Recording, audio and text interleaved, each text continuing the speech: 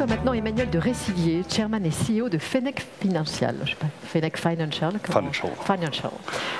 Bonjour Cécile. Bonjour Emmanuel. Alors, qu'est-ce que vous faites chez Fennec Financial? Alors, deux choses en séquence. La première, c'est une plateforme dans le cloud pour digitaliser les processus de la direction financière, trésorerie, contrôle de gestion, etc. Revoir les processus, revoir les documents, les digitaliser et les traiter de manière autonome. Sur cette base, qui est un framework, on a développé un certain nombre de produits à destination des trésoreries d'entreprise et en fonction des problématiques industrielles qu'ils peuvent avoir dans l'assurance, dans les grandes corporates, etc. On a une séquence de produits de trésorerie qui vont depuis l'allocation du cash, la réconciliation au niveau très fin, le reporting réglementaire, qui est la première brique. On a une centrale de paiement et d'encaissement, et je vais essayer d'éviter les anglicismes, pour compte d'eux, donc qui permet aussi de gérer automatiquement les intercos, etc., les positions de pré-emprunt au sein d'un groupe, pour arriver au dernier produit pour les trésoriers, que l'on lance aujourd'hui d'ailleurs, qui est une banque interne virtuelle, complète. Donc on prend une partie du processing qui était dans les différentes banques pour les mettre au cœur de la fonction de trésorerie d'un groupe international ou d'une société d'assurance, etc. Voilà. En quelques mots, quelle est l'histoire de la société?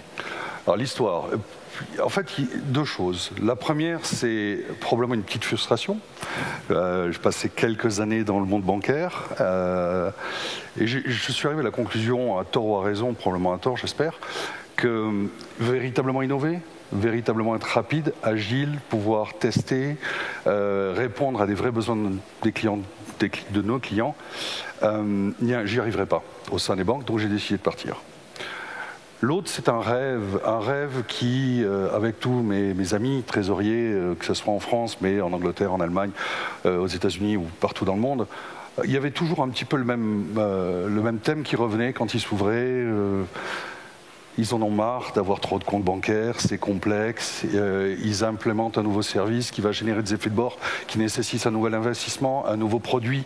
C'est sans fin et c'est pas simple. Et j'ai senti un vrai besoin de reprendre un peu l'autonomie. Et l'autre point qui est très simple aussi, certains me disaient, c'est très bien, j'ai une banque qui est bien meilleure que les autres, une tier one, cash management, qui vient me voir avec une innovation. C'est super, excepté que je suis, en tant que grand groupe international, obligé de travailler avec 20 banques. Mon baseline, c'est pas le meilleur, le mieux disant, c'est le plus mauvais. Et donc, si quelqu'un arrive avec une innovation, je suis obligé de revoir un process différent. Ça complexifie mon organisation, ça ne m'apporte pas toujours les bénéfices qu'on me vend. Donc, ce qu'on essaie de faire, en fait, c'est de prendre les bons, les moins bons dans le monde bancaire, mais donner une banque interne qui est en fait un middleware, un intermédiaire, qui va permettre aux trésoriers de travailler de manière uniforme, homogène, très précise, très automatisée. Aujourd'hui, votre taille, votre Aujourd'hui, nous sommes 8 personnes au Royaume-Uni, de divers horizons, français, anglais, sud-africains, etc. Et une équipe de développement de 8 personnes au Québec. La prochaine étape, ça va être... Prochaine étape, probablement prendre une licence d'établissement de paiement pour une raison très simple, c'est que cette banque virtuelle qu'aujourd'hui on fournit aux grands groupes en tant que logiciel, plateforme, on voudrait la proposer en location.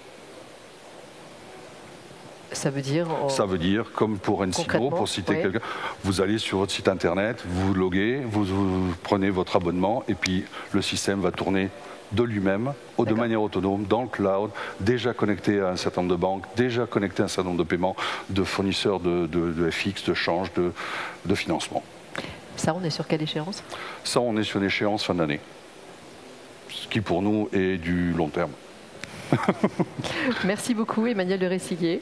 Avec plaisir Cécile. CEO de Fennec Financial. Merci, bonne journée. Merci beaucoup.